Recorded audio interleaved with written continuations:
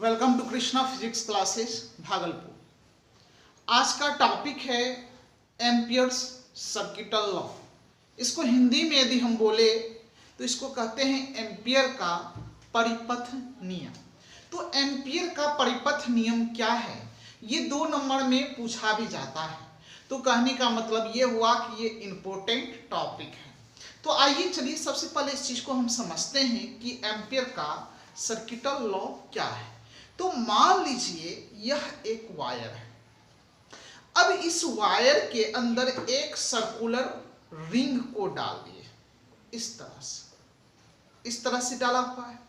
अब इस रिंग का कुछ ना कुछ तो रेडियस होगा। अब यहाँ पे इसका वायर से जैसे ही करंट देंगे तो इसके अराउंड क्या होगा, मैग्नेटिक फील्ड बनेगा इसके चारों ओर। और यहाँ पे रिंग है तो रिंग का मान लेते हैं रेडियस कुछ होगा और उसका छोटा सा लंबाई, मान लीजिए इसका लंबाई, छोटा सा लंबाई क्या होगा, dl होगा। और मैग्नेटिक फील्ड तो चारों साइड जो होगा वह सेम होगा। तो कहने का मतलब यह हुआ, पहले इस डायग्राम को समझिए। तो यह एक मान लीजिए वायर है। अभी ऊपर क्या लिखे हैं नहीं समझना है, पहले डायग्राम समझना है। अब ये वायर है। अब इसी वायर में एक सर्कुलर रिंग डाल दीजिए, इस तरह का रिंग। ये रिंग लग रहा होगा कि 2 भाग को टच कर रहा है, लेकिन ऐसा नहीं है, ये इस तरह से रिंग है। अब इस रिंग का कुछ ना कुछ रेडियस हो, ये रेडियस मान लेते हैं r है और करंट जा रहा है इसका I। अब यहाँ पे इस कंडीशन में इसका मैग्नेटिक फील्ड भी उसी डायरेक्शन में काम कर रहा है। अब यहाँ पे मान लेते हैं इस तार की छोटी सी जो लंबाई है, वह लंबाई को हम लोग क्या मान लेते हैं, dl। और इसी डायरेक्शन में इसका मैग्नेटिक फील्ड भी काम करता है, वह क्या होगा, b। ये b काम करता है।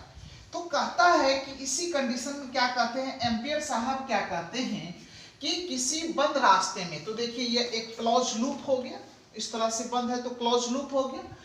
रास्ते में तार से होकर उत्पन्न चुंबकीय क्षेत्र का गुणक धारा के म्यू नॉट गुनी होती है।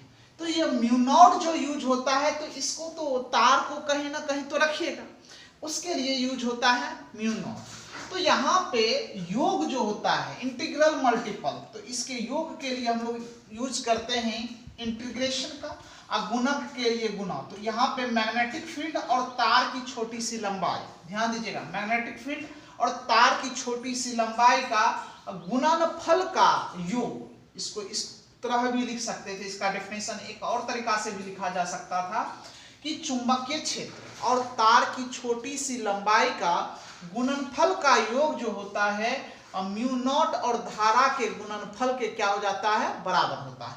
ये भी लिख सकते हैं। यह दे करके यहाँ पे एक और हम लिख देंगे इसका डेफिनेशन, चुंबकीय क्षेत्र और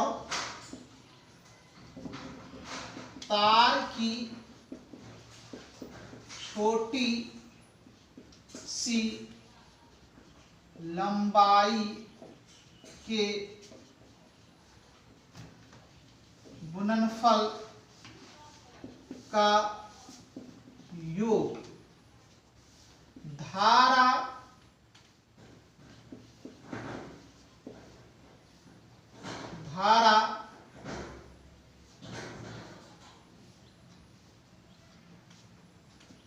के म्यू नॉट गुना के बराबर होते हैं।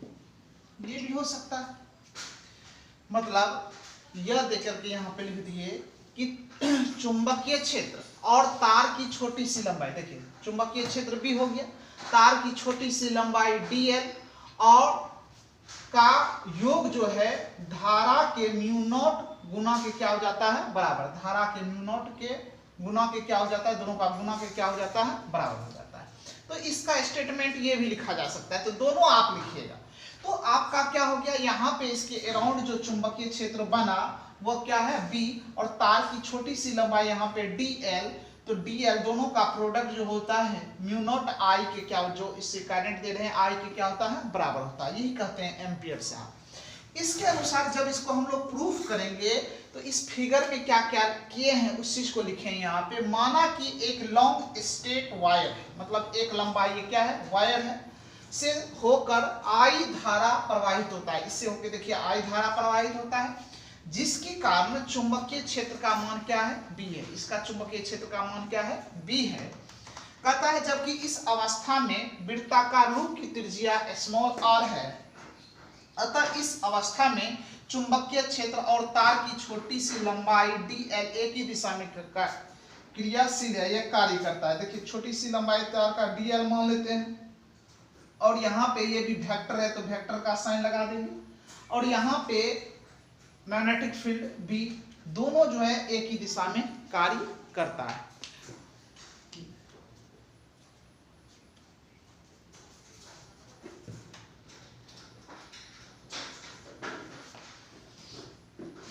तो ध्यान दीजिएगा एक ही दिशा में ये क्या होता है, कार्य करता है। तो आइए पहले इसको नोट कीजिए, अभी प्रूफ नहीं हुआ है, यही चीज को हम आगे प्रूफ करेंगे, तो जगह तो है नहीं, तो आप नोट कीजिए। तो नोट कैसे करना है, तो पहले इंग्लिश में लिख लीजिएगा, फिर यहाँ से यहाँ तक नोट कर लीजिएगा, फिर यह दे करके इसको भी लिख लीजिएगा, फिर नीचे में ये, अब फिर इसी को प्रूफ करना है तो प्रूफ दे करके इस चीज को लिख लीजिएगा, फिर साइड में या इसका लिखा हुआ के नीचे में इस डायग्राम को बना लीजिएगा, और फिर आगे नीचे हम इसको प्रूफ करने जा रहे हैं। तो चलिए पहले यहां तक नोट कीजिए।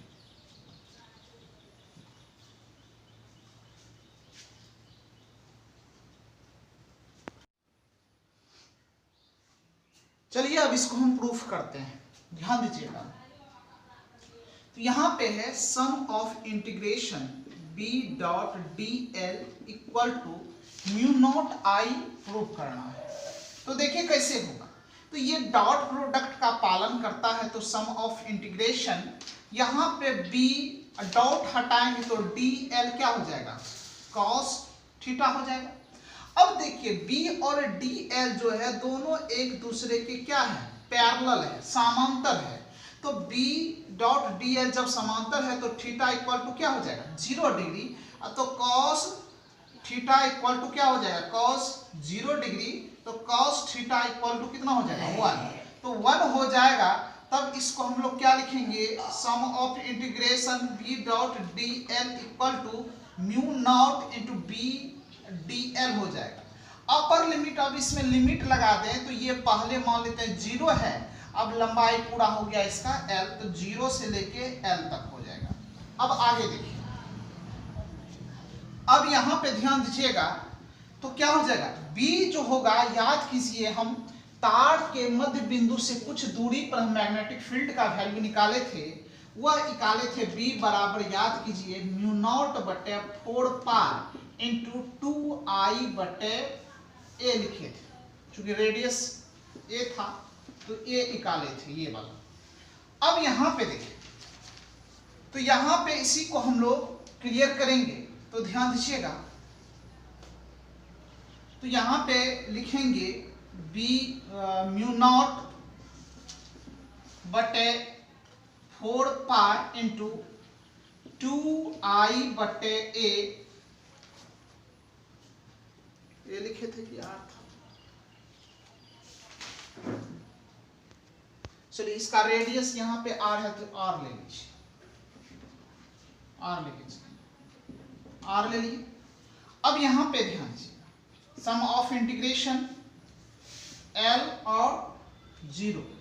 अब देखिए यहाँ पे dl का इंटीग्रेशन, यहाँ पे dl बचेगा, ये तो कांस्टेंट मान के इसको बाहर करेंगे तो b का वैल्यू डायरेक्ट ये लिख देते हैं, तो इक्वल टू क्या हो जाएगा, म्यू नॉट बटे 4 पाई इंटू 2I बटे R। यहाँ पे इसका जब इंटीग्रेशन निकालेंगे तो L अपर लिमिट में से लोअर लिमिट घटाएंगे तो L ही बचेगा।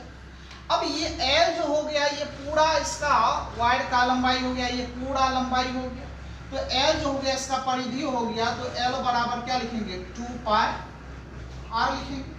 तो यहाँ पे म्यू नॉट बटे 4 पाई इंटू 2I बटे R इंटू 2 पाई R हो जाएगा।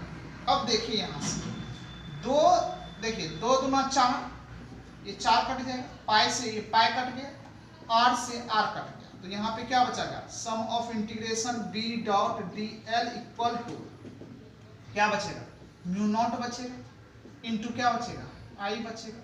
तो देखिए यही तो प्रूफ करना था, प्रूफ हो गया। एक बार और समझ लीजिए, अब यहाँ पे देखिए b डॉट dl को लिख सकते हैं डॉट प्रोडक्ट के लिए b क्या लिख सकते हैं, cos थीटा। अब b और dl दोनों सेम ही डायरेक्शन में है, पैरेलल है, तो एंगल 0 डिग्री, और cos 0 का वैल्यू क्या हो जाएगा 1, तो 1 यहाँ पे हो जाएगा। तो b dot dl equal to b तो कांस्टेंट है, कांस्टेंट है तो इसको हम बाहर कर देंगे।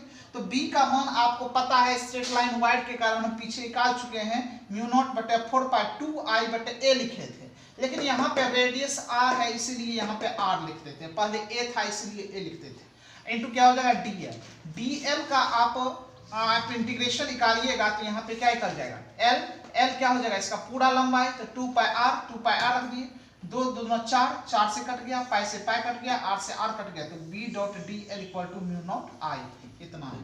तो ये सारा चीज आपको करना है, तो ये एग्जाम में पूछा जाता है, तो इसको आप अच्छे से कर लीजिएगा। चलिए नोट कीजिए।